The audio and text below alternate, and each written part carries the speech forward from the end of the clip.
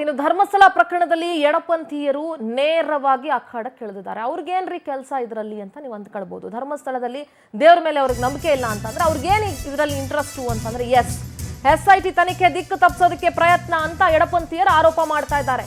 ಈ SITಯನ್ನ ರಚನೆ ಮಾಡಿದ್ದೇ ಎಡಪಂಥೀಯರ ಒತ್ತಾಯದ ಮೇರೆಗೆ. ಸದನದಲ್ಲಿ ಚರ್ಚೆ, SIT ತನಿಖೆ ಆತ್ಮಸ್ಥೈರ್ಯ ಕುಗ್ಸೋ ತರ ಇದೆ ಅಂತ ಕಿಡಿಕಾರಲಾಗ್ತಿದೆ. ಯಾವುದೇ ಪ್ರಭಾವ ಬೀರದೆ ಧರ್ಮಸ್ಥಳದ ಪ್ರಕರಣಗಳ ತನಿಖೆ ಆಗಬೇಕು. ಸೌಜನ್ಯ, ಪದ್ಮಲತಾ, ವೇದವಲ್ಲಿ ಸೇರಿದಂತೆ ಎಲ್ಲ ಕೇಸ್ಗಳ ಮರು ತನಿಖೆ ಆಗಬೇಕು ಅಂತ ಆಗ್ರಹಿಸ್ತಾ ಇದ್ದಾರೆ. ಮರು ತನಿಖೆಯಾಗಿ ನ್ಯಾಯ ಸಿಗಬೇಕು ಅಂತ ಸಹಿ ಸಂಗ್ರಹದ ಅಭಿಯಾನ ಕೂಡ ನಡೆಸ್ತಾ ಇದ್ದಾರೆ.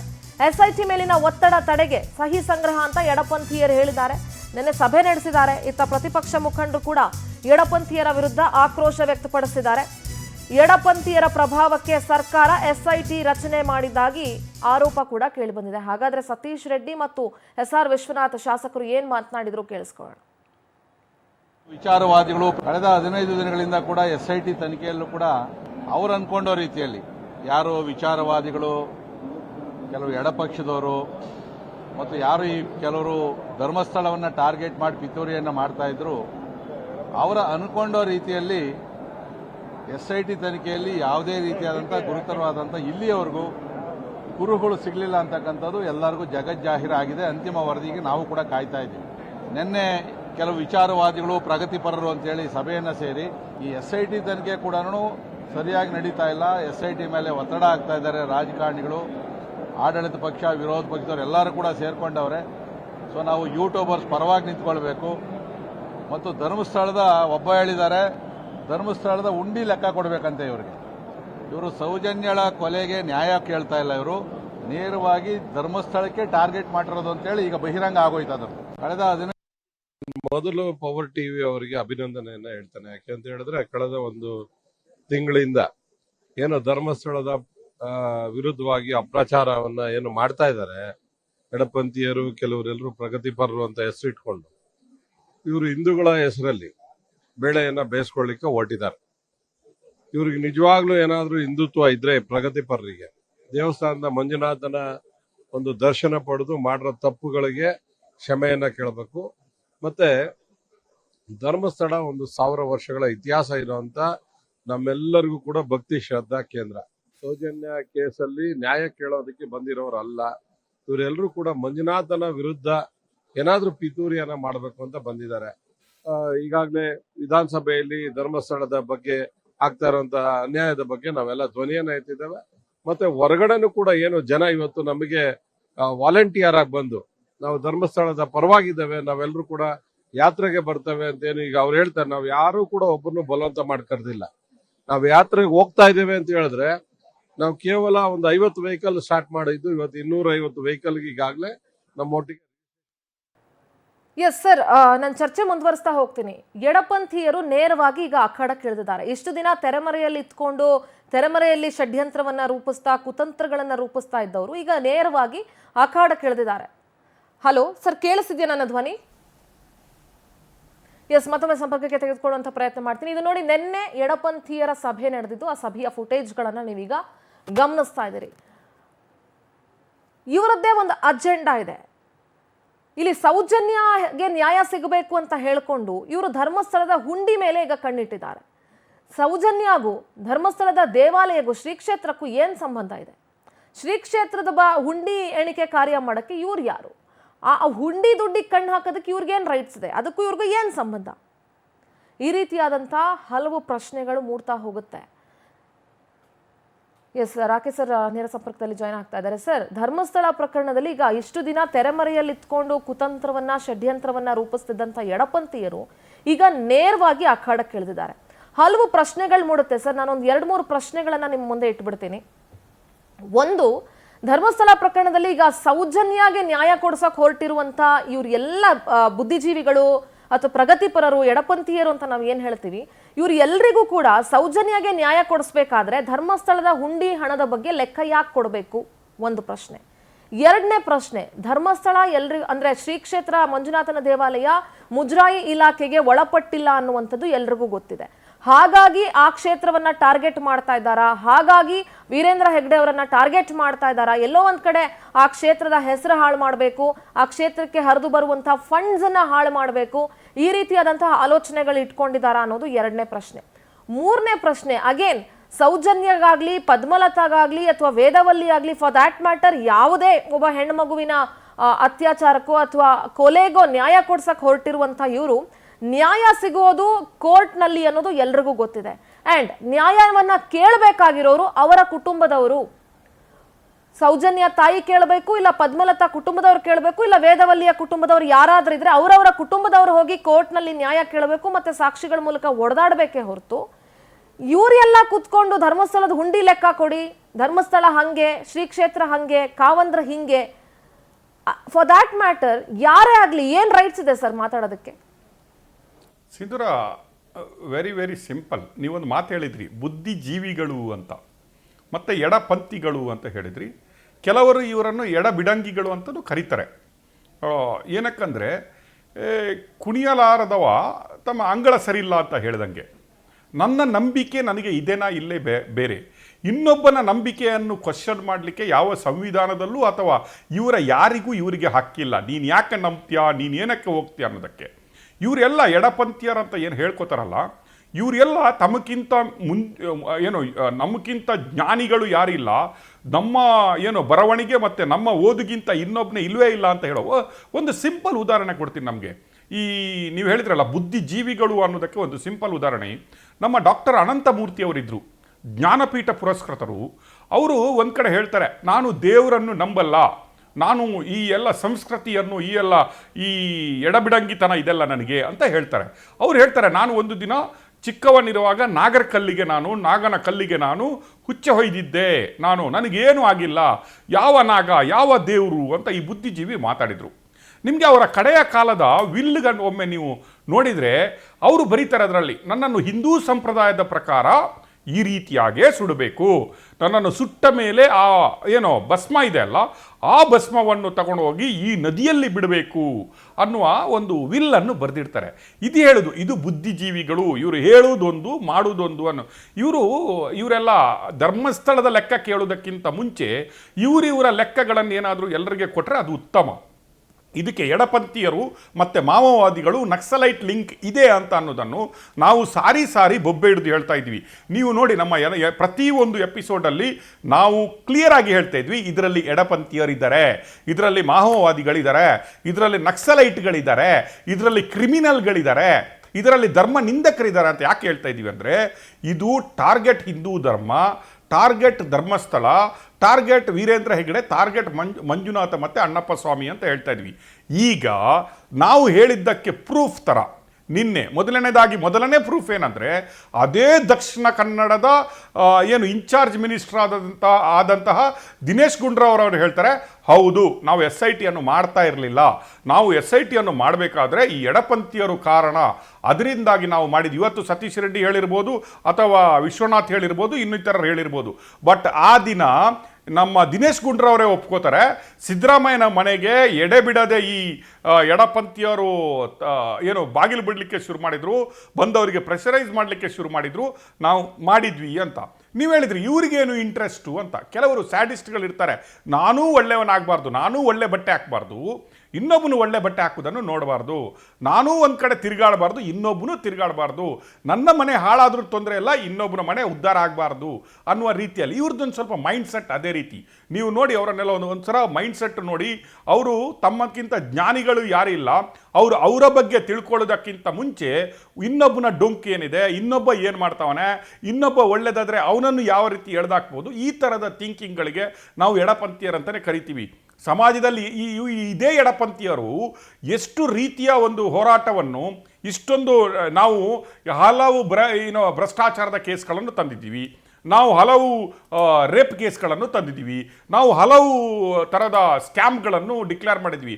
ಎಷ್ಟು ಎಡಪಂಥೀಯರು ಬಂದು ಗೌರ್ಮೆಂಟನ್ನು ಈ ರೀತಿಯಾಗಿ ಒತ್ತಾಯ ಮಾಡಿದ್ದಾರೆ, ಎಷ್ಟು ಎಡಪಂಥೀಯರು ಈ ರೀತಿಯ ಮೀಟಿಂಗ್ಗಳನ್ನು ಮಾಡಿದ್ದಾರೆ. ನೀವು ನೋಡಿ, ಎಡಪಂಥೀಯರಿಗೆ ಅಷ್ಟು ದೇವಸ್ಥಾನ ಇದೇ ಎಡಪಂಥೀಯರು ಏನಕ್ಕೆ ಒಂದು ಮಸೀದಿಗಳ ಅಥವಾ ಚರ್ಚ್ಗಳ ವಿಷಯಕ್ಕೆ ಹೋಗಲ್ಲ, ಅಲ್ಲಿನೂ ದೇವರನ್ನು ನಂಬ್ತಾರೆ, ಅಲ್ಲಿನೂ ನಮಾಜ್ ಮಾಡ್ತಾರೆ, ಅಲ್ಲಿನೂ ಆಚರಣೆಗಳನ್ನು ಮಾಡ್ತಾರೆ, ಅದೇ ಚರ್ಚ್ಗಳಲ್ಲೂ ಆಚರಣೆ ಆಗ್ತದೆ. ಯಾಕೆ ಈ ಎಡಪಂಥೀಯರು ಅಲ್ಲಿಗೇನಕ್ಕೆ ತಗಲಾಕೊಳ್ಳಲ್ಲ? ಏನಕ್ಕಂದ್ರೆ ಎಡಪಂಥೀಯರ ಟಾರ್ಗೆಟ್, ನಾವು ಬಲಪಂಥೀಯರು ಮತ್ತು ಎಡಪಂಥೀಯರು ಟಾರ್ಗೆಟ್ ಅಂತ ಹೇಳ್ತೀವಲ್ಲ, ಈ ಎಡಪಂಥೀಯರ ಟಾರ್ಗೆಟು ಹಿಂದೂ ಧರ್ಮ, ಹಿಂದೂ ಪವಿತ್ರ ಕ್ಷೇತ್ರಗಳಲ್ಲಿ ಎಡಬಿಡಂಗಿಯ ಕೆಲಸ ಮಾಡಬೇಕು ಅನ್ನೋದು ಇವರ ಟಾರ್ಗೆಟ್. ನಾವು ಇದನ್ನೇ ಹೇಳ್ತಾ ಇದ್ವಿ, ಧರ್ಮಸ್ಥಳದ ಈ ಹೋರಾಟದಲ್ಲಿ ಎಡಪಂಥೀಯರ ಕೈವಾಡ ಇದೆ ಅಂತ ಹೇಳ್ತಾ ಇದ್ವಿ. ನಿನ್ನೆ ಅದು ಜಗಜ್ಜಾಹಿರಾಗಿದೆ. ಹೌದು, ನಾವು ಹೇಳಿದ್ದಕ್ಕೆ ಒಂದು ವಿಟ್ನೆಸ್, ಪ್ರೂಫ್ ಸಿಕ್ಕಿದೆ. ಇದು ಕರೆಕ್ಟ್. ಪವರ್ ಟಿವಿ ಇಷ್ಟವರೆಗೆ ಬೊಬ್ಬೆ ಹೊಡೆದು ಹೇಳ್ತಾ ಇತ್ತು, ಇದು ಒಂದು ಅಜೆಂಡಾ, ಇದು ಯಾವ ಹೋರಾಟನೂ ಅಲ್ಲ, ಇದು ನ್ಯಾಯ ಕೊಡಿಸುವ ಹೋರಾಟನೂ ಅಲ್ಲ, ಇದು ಯಾವ ರೀತಿಯ ಮತ್ತೊಂದು ಪ್ರಶ್ನೆ ಮೂಡುತ್ತೆ ಸರ್. ಯಾಕೆಂದ್ರೆ ಇವ್ರನ್ನೆಲ್ಲ ಪ್ರಗತಿಪರ ಚಿಂತಕರು ಅಂತ ಕರೆಯುವಾಗ ಆ ಪ್ರಗತಿ ಬಗ್ಗೆನೇ ಮಾತಾಡಲ್ವಲ್ಲ ಸರ್. ಬರೀ ಧರ್ಮದ ವಿಚಾರ ಬಿಟ್ರೆ ಬೇರೆ ಯಾವ ವಿಚಾರನೂ ಮಾತಾಡಲ್ವಲ್ಲ ಸರ್. ಯಾಕೆಂದ್ರೆ ಪ್ರಗತಿ ಬಗ್ಗೆ ಯೋಚನೆ ಮಾಡಬೇಕು ಅಂತಂದ್ರೆ, ಒಂದು ರಾಜ್ಯದ ಅಥವಾ ಒಂದು ದೇಶದ ಪ್ರಗತಿ ಬಗ್ಗೆ ಯೋಚನೆ ಮಾಡಬೇಕು ಅಂದ್ರೆ ಬೇರೆ ಬೇರೆ ಎಷ್ಟೋ ವಿಚಾರಗಳಿದಾವೆ. ಧರ್ಮದ ವಿಚಾರನೇ ಯಾಕೆ ಬೇಕು, ಧಾರ್ಮಿಕ ಶ್ರದ್ಧಾ ಕೇಂದ್ರಗಳ ವಿಚಾರನೇ ಯಾಕೆ ಬೇಕು ಇವ್ರಿಗೆ? ಅದನ್ನ ಹೊರತುಪಡಿಸಿನೂ ಯೋಚನೆ ಮಾಡ್ಬೋದಲ್ವಾ? ಪ್ರಗತಿ ಅಂತ ಹೇಳಿದ್ರೆ ಧರ್ಮ ಒಂದೇನಾ? ಪ್ರಗತಿ ಅಂತ ಹೇಳಿದ್ರೆ ದೇವ್ರು ಒಂದೇನಾ? ಅದನ್ನ ಬಿಟ್ಟು ಇಷ್ಟ ಇಲ್ಲ ಅಂತಂದ್ಮೇಲೆ ಸಂವಿಧಾನನೇ ಅವಕಾಶ ಮಾಡಿಕೊಟ್ಟಿದೆ, ಯಾರ ಭಕ್ತಿ ನಂಬಿಕೆಗೂ ಶ್ರದ್ಧೆಗೂ ಚ್ಯುತಿ ತರಬಾರ್ದು, ಒಂದು ಧರ್ಮದ ಬಗ್ಗೆ ಇನ್ನೊಬ್ರು ಮಾತನಾಡಬಾರ್ದು, ಅವ್ರವ್ರ ನಂಬಿಕೆ ಅವ್ರವ್ರ ಇಷ್ಟ ಅಂತ ಹೇಳುವಾಗ ಇವ್ರಂಗಾದ್ರೆ ಸಂವಿಧಾನ ವಿರೋಧಿಗಳು ಅಂತಾಯ್ತು. ಸಂವಿಧಾನಕ್ಕೆ ಬೆಲೆ ಕೊಡಲ್ಲ ಇವರು. ಅಲ್ಲ ರೀ, ಸಂವಿಧಾನಕ್ಕೆ ಇವರು ಬೆಲೆ ಕೊಡ್ತಾರಂದ್ರೆ, ನ್ಯಾಯಾಂಗಕ್ಕೆ ಇವರು ಬೆಲೆ ಕೊಡ್ತಾರಂದ್ರೆ, ಚಿಂತನೆಗಳಿಗೆ ಇವರು ಬೆಲೆ ಕೊಡ್ತಾರಂದ್ರೆ, ಭಾರತದ ಸಂವಿಧಾನದಲ್ಲಿ ಅತಿ ಸರ್ವೋಚ್ಚ ನ್ಯಾಯಾಲಯ ಸುಪ್ರೀಂ ಕೋರ್ಟ್ ಆಫ್ ಇಂಡಿಯಾ ಧರ್ಮಸ್ಥಳದ ಬಗ್ಗೆ ಜಡ್ಜ್ಮೆಂಟ್ ಕೊಟ್ಟಿದೆ. ಆ ಧರ್ಮಸ್ಥಳ ಯಾರಿಗೆ ಸೇರಬೇಕಾಗಿರೋದು ಅನ್ನೋದು.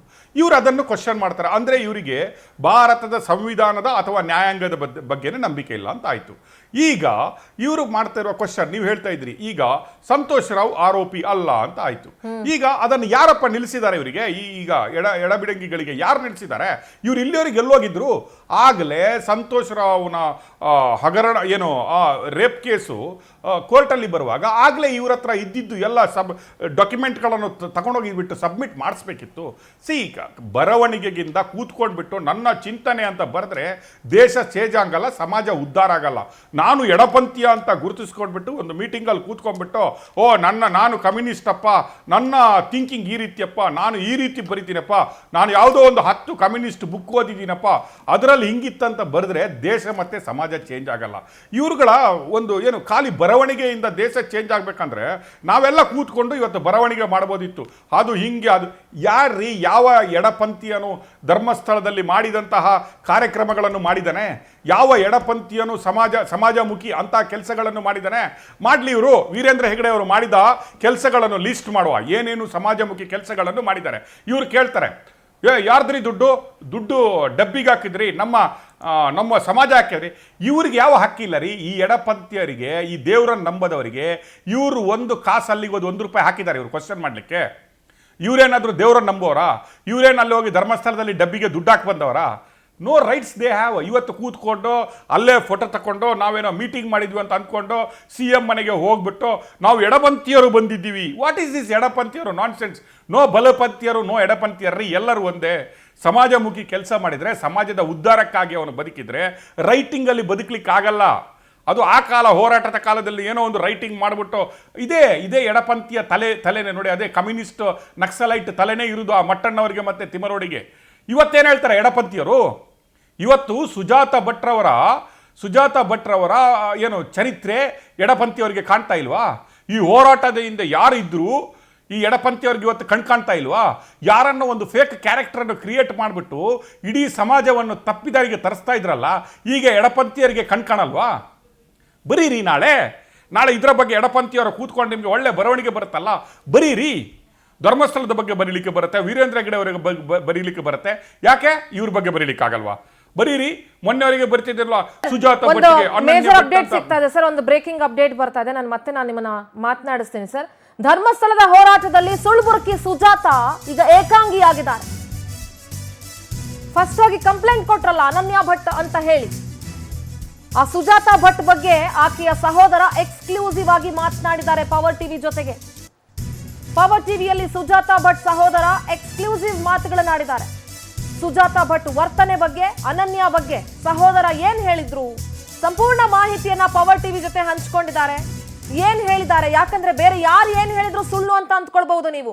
ಪವರ್ ಟಿವಿ 4 ಬ್ರೇಕಿಂಗ್ ಪ್ಲೇಟ್ಗಳನ್ನು ಹಾಕಿದ್ರೆ ಇದು ಪವರ್ ಟಿವಿ ಹೇಳ್ತಿರೋದು ಅಂತ ಅಂದ್ಕೊಳ್ಬಹುದು. ಆದ್ರೆ ಸುಜಾತಾ ಭಟ್ ಅವರ ಸಹೋದರ ಮಾತನಾಡಿದ್ದಾರೆ. ಏನೇನು ಮಾತನಾಡಿದ್ದಾರೆ, ಏನೆಲ್ಲ ವಿಚಾರಗಳನ್ನ ಹೇಳ್ಕೊಂಡಿದ್ದಾರೆ, ಬನ್ನಿ ಕೇಳಿಸ್ಕೊಳ್ಳೋಣ. ಕೇಳಿದಾಗ ನಿಮ್ಗೆ ಏನು ಅನ್ಸುತ್ತೆ? ಅದೆಲ್ಲ ಸುಳ್ಳು.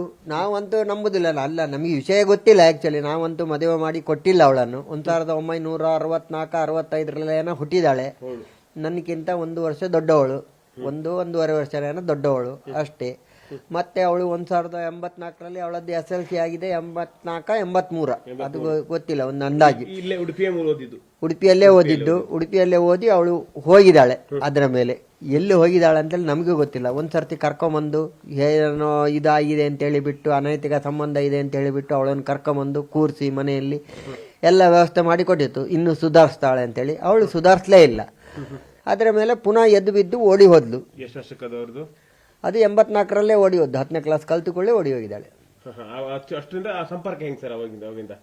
ಆವಾಗ ಅವಳು 8ನೇ ಕ್ಲಾಸ್ ತನಕ ಸರಿ ಇದ್ಲು.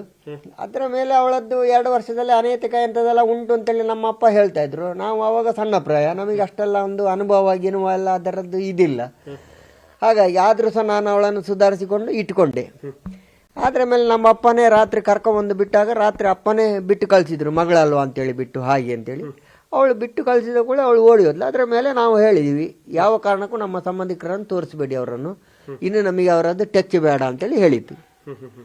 ಸರ್, ಈಗ ಅವರು ಅನನ್ಯ ಭಟ್ ಹೇಳ್ತಿದ್ದಾರೆ. ಅನನ್ಯ ಭಟ್ 2003 ಧರ್ಮಸ್ಥಳದಲ್ಲೇ ಕಾಣೆ ಆದ್ರು ಅಂತ ಹೇಳ್ತಿದ್ದಾರೆ. ನೀವು ಅನನ್ಯ ಭಟ್ ಇಷ್ಟುವರೆ ಮನ್ವನ್ಯವರೆಗೂ ಕೂಡ ಬಂದಿದ್ರು ಹೋಗ್ತಿದ್ರು ಅಂತಿದ್ರಿ. ಆದ್ರೆ ಈ ಅನನ್ಯ ಭಟ್ ವಿಚಾರ ಇತ್ತು, ನಿಮ್ಮ ಮನೆ ಕರ್ಕೊಂಡ್ ಬರೋದಾಗ್ಲಿ, ನೀವು ನೋಡೋದಾಗ್ಲಿ, ಫೋಟೋ ನೋಡೋದಾಗ್ಲಿ ಏನಾದ್ರು ಆಗಿತ್ತು? ಅನನ್ಯ ಭಟ್ ಬಗ್ಗೆ ಪರಿಚಯ ಇದೆ ಸರ್ ನಿಮ್ಗೆ ಅಂತ? ಸರ್, ನಮಗೆ ಅನನ್ಯ ಭಟ್ಟದ ವಿಷಯ ಗೊತ್ತಿಲ್ಲ. ಬಟ್ ಅವಳು ಒಂದು 4-5 ಸರ್ತಿ ಬಂದಿದ್ಲು, ಇಲ್ಲ ಅಂತ ಹೇಳೋದಿಲ್ಲ. ಬಂದಿದ್ಲು, ಇದ್ಲು, ಹೋದ್ಲು. ಮತ್ತೆ ಅವಳು ಬಂದಷ್ಟು ಸರ್ತಿ ನನಗೆ ಮದುವೆ ಆಗಿದೆ, ನನಗೆ ಅವಳು ಗಂಡ ಇದ್ದಾನೆ, ಅಲ್ಲ ಮಗಳಿದ್ದಾಳೆ, ಇದೇನು ನಮ್ಮ ಹತ್ರ ಹೇಳಲಿಲ್ಲ. ಮತ್ತೆ 1964 ಹುಟ್ಟಿದ್ದಂತಾದರೆ 1984 ಅವಳಿಗೆ ನಾವು ಮದುವೆನೂ ಮಾಡಿಕೊಡ್ಲಿಲ್ಲ, ಏನೂ ಇಲ್ಲ. ಹಾಗಿದ್ರೆ 2003 MBBS ಮಾಡಲಿಕ್ಕೆ ಹೇಗೆ ಸಾಧ್ಯ ಉಂಟು? ಅದು ಸಾಧ್ಯ ಇಲ್ಲ. ಅದು 1964 ಅವಳು ಕಾಲೇಜಿಗೆ ಹೋಗಿದ್ರೆ ಒಂದು ಲೆಕ್ಕ ಬೇರೆ, ಆವಾಗ ಮದುವೆ ಮಾಡಿ ಇದಾಗಿತ್ತು ಅಂತೇಳಿ ಹೇಳ್ಬೋದಿತ್ತು. ಇದು ಇದ್ದಾಗ ನಾವು ಹೇಗೆ ನಂಬೋದು? ಇನ್ನು ಅವಳ ಬೇರೆ ಸಂಬಂಧದಲ್ಲಿ ಅವರ ಮಗಳು ಏನಾರಿದ್ದು ಹೀಗಿತ್ತು ಅಂತ ಅದು ನಮಗೆ ಗೊತ್ತಿಲ್ಲ. ಅವಳು ಇದು ರಿಪ್ಪನ್ಪೇಟೆಯಲ್ಲಿ ಇದ್ದೆ ಅಂತ ಹೇಳಿದ್ಲು. ರಿಪ್ಪನ್ಪೇಟೆಗೆ ಹೋಗಿ ಯಾರೊಟ್ಟಿಗಿದ್ಲು, ಏನು ಮಾಡಿದ್ಲು ನಾವು ಕೇಳಲಿಲ್ಲ. ಬಂದಾಗ ಹೇಳಿದ್ಲು, ನಾನೀಗ ರಿಪ್ಪನ್ಪೇಟೆಯಲ್ಲಿ ಇದ್ದೀನಿ, ಅವರು ಎಲ್ಲ ದುಡ್ಡು ಉಂಟು ಬೇಕಾದಷ್ಟು ಅಂತೇಳಿ. ಕಾರಲ್ಲಿ ಬಂದಿದ್ಲು, ಕಾರಲ್ಲೇ ಹೋಗಿದ್ಲು. ನಾವೇನು ಅವಳನ್ನು ಇಟ್ಕೊಂಡಿಲ್ಲ. ಅವಳೇನು ನಮ್ಮ ಹತ್ರ ಬಂದು ಹೀಗೆ ನನಗೆ ಮಗು ಇದೆ, ನಾನು ಮದುವೆ ಆಗಿದ್ದೀನಿ, ಅದೇನು ನಮ್ಮ ಹತ್ರ ಹೇಳಲಿಲ್ಲ, ನಾವು ಅವಳ ಹತ್ರ ಕೇಳಲಿಲ್ಲ. ಅಷ್ಟು ವಿಷಯ ಮಾತ್ರ ಅಷ್ಟೇ. ಮತ್ತೆ ಒಂದು ಸರ್ತಿ ಬೆಂಗಳೂರಿಂದ ಬಂದಿದ್ಲು, ನಾನೀಗ ರಿಪ್ಪನ್ಪೇಟೆಯಲ್ಲಿಲ್ಲ, ಬೆಂಗಳೂರಲ್ಲಿ ಇದ್ದೀನಿ ಅಂತ ಹೇಳಿದ್ಲು. ಅದಕ್ಕೂ ಬೆಂಗಳೂರಲ್ಲಿ ಯಾವುದೋ ಒಂದು ಫ್ಲ್ಯಾಟಲ್ಲಿ ಜ್ಯೂಸ್ ಎಂಥದ್ದು ಮಾಡ್ತಾ ಇದ್ದೀನಿ, ನನಗೆ ತಿಂಗಳಿಗೆ 30,000 ರೂಪಾಯಿ ಸಿಗ್ತದೆ, ನಾನೀಗ ಇದು ಭಾರಿ ಡಿಮ್ಯಾಂಡ್ ಉಂಟು, ಹಾಗೆ ಹೀಗೆ ಅಂತೇಳಿ ಹೇಳಿದ್ಲು. ಹೌದಾ ಅಂತ ಕೇಳಿದೆ. ಹಾಗಾದ್ರೆ ಅಷ್ಟು ಸಂಬಳ ಇದ್ದಾರೆ, ನಂಗೆ ಒಂದು 50,000 ರೂಪಾಯಿ ಕೊಡು ಅಂತ ಹೇಳಿದೆ ತಮಾಷೆಗೆ. ಅದಕ್ಕೆ ಬ್ಯಾಂಕಿನ ಅಕೌಂಟ್ ಕೊಡು ಅಂದ್ಲು. ನಾನು ಅದಕ್ಕೆ ಅಕೌಂಟಿಗೆ ಇಲ್ಲ, ಕ್ಯಾಶ್ ಇದ್ದರೆ ಕೊಡು ಅಂದೆ. ಇಲ್ಲ ಮಾರೈತೆ, ನಿನ್ನ ಥರ ತಮಾಷೆ ಕೇಳಿದ್ದು, ನಿನ್ನ ದುಡ್ಡು ನನಗೆ ಬೇಡ, ನೀ ಎಲ್ಲರೂ ಚೆನ್ನಾಗಿರು, ಏನಾರು ಮಾಡು, ನಮ್ಮದ್ದು ಇದರದ್ದು ವ್ಯವಸ್ಥೆ ಬೇಡ. ನೋಡಿ, ಸುಜಾತಾ ಭಟ್ ಅವರ ಸಹೋದರ ಎಕ್ಸ್ಕ್ಲೂಸಿವ್ ಆಗಿ ಪವರ್ ಟಿವಿಗೆ ಮಾತನಾಡಿದ್ದಾರೆ. ಅವರ ಮಾತುಗಳನ್ನ ಕೇಳಿದ್ರೆ ನಿಮ್ಗೆ ಅರ್ಥ ಆಗುತ್ತೆ ಸುಜಾತಾ ಭಟ್ ಅವರ ಸ್ವಭಾವ ಎಂಥದ್ದು ಅಂತ ಹೇಳಿ, ಮತ್ತು ಅವರ ಮನಸ್ಥಿತಿ ಎಂಥದ್ದು ಅಂತ ಹೇಳಿ.